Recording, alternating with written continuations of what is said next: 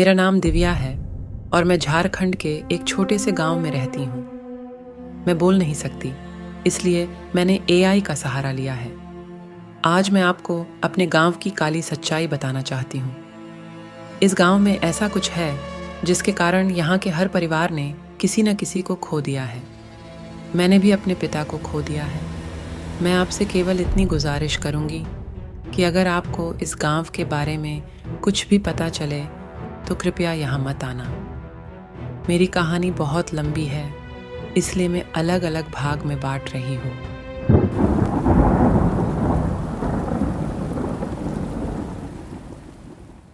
यह कहानी 1987 की है।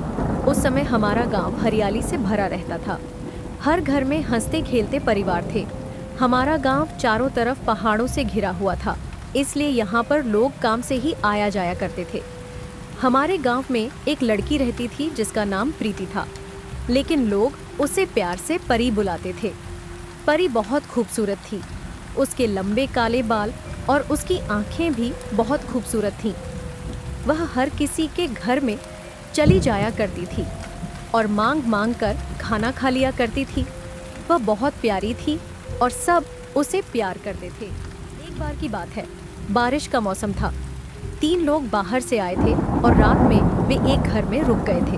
उसी रात परी उस घर में खाना मांगने के लिए आई और वहीं खाने लगी। जब उन तीनों की नज़र परी पर पड़ी तो उसकी खूबसूरती देखकर वे पागल से हो गए। वे किसी भी हाल में परी को पाना चाहते थे। उन्हें यह भी पता चला कि परी थोड़ी पागल भी है। ये जानकर वे और खुश हो गए। सुबह होते ही वे तीनों परी का पीछा करने लगे और उसे कुछ खाने का लालच देकर पहाड़ी के पीछे वाले तालाब के पास ले गए। फिर उन्होंने परी की इज्जत को बारी बारी नोच दिया और बिना किसी को बताए गांव छोड़कर चले गए। 2 दिनों बाद परी फटे हुए कपड़े और जख्मी हालत में वापस आई। उसके चेहरे पर बहुत सारे चोट के निशान थे और उसकी हालत बहुत बुरी थी। बेचारी परी किसी को बता भी नहीं पाई और ना ही समझा पाई कि उसके साथ क्या हुआ है। लोगों ने यह सोचा कि वह कहीं गिर गई होगी और उसका यह हाल हो गया। उसका इलाज करवाकर उसे छोड़ दिया।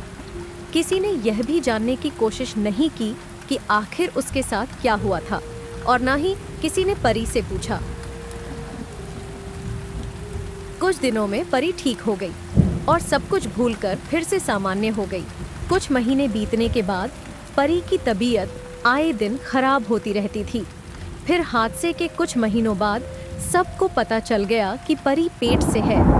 यह बात गांव में आग की तरह फैल गई। गांव में एक बड़ी सभा बुलाई गई और परी को अपशब्द कहकर और ना जाने क्या क्या बोलकर उसे गुनहगार ठहरा दिया गया। बेचारी परी को तो पता भी नहीं था कि उसके साथ क्या हो रहा है और उसके पेट में क्या पल रहा है।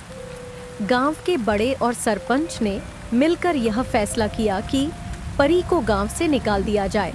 अगले दिन गांव के कुछ लोगों ने मिलकर परी को गांव से दूर छोड़ दिया। बेचारी परी भूखी प्यासी जंगलों में भटकती रही और फिर 3 दिन बाद वापस गांव में लौट आई। गांव वालों ने परी को देखकर आग बबूला हो गए।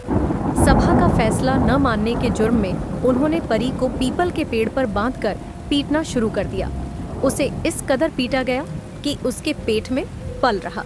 बच्चा फटकार बाहर आ गया और वह भी मर चुका था। फिर गांव वालों ने परी और उसके बच्चे को जला दिया और अपने अपने घर चले गए। गांव वाले इस कदर हैवान बन चुके थे कि उनका निर्दयता की कोई सीमा नहीं रही थी। फिर कुछ दिनों के बाद गांव में अजीब अजीब घटनाएं होने लगीं। गांव में एक बीमारी फैल गई जो पहले इंसानों को और फिर जानवरों में महामारी का रूप ले ली।